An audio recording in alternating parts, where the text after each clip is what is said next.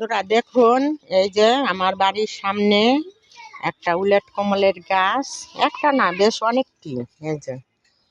এই উলেট কমলের এই যে এই ডাঁটাগুলো ছোট ছোট করে কেটে ধুয়ে ভিজাই রাইখা তারপরে আপনি এটার শরবত খাইলে আপনার কষা রোগ সেরে যায়, শরীর অনেক ভালো থাকে, জ্বালাপোড়া থাকে না। অনেকের পুছাবে জ্বালাপোড়া থাকে, এই কষা থাকে, এই কষাটা সেরে যায়। এই যে এই ডাঁটাগুলি ভিজাই খাইলে, ভিজাই রাখলে পরে কেমন লোট লোট ভিজলা ভিজলা হয়, চিনি দিয়া ওটা গুলাই খাইলে শরীরের জন্য অনেক উপকার। দেখেন গাছ। আর একটা হলো এই যে পাথর চুনের গাছ, এই যে পাথর চুনের পাতা। এটা আপনার ওই যে হলে পেটে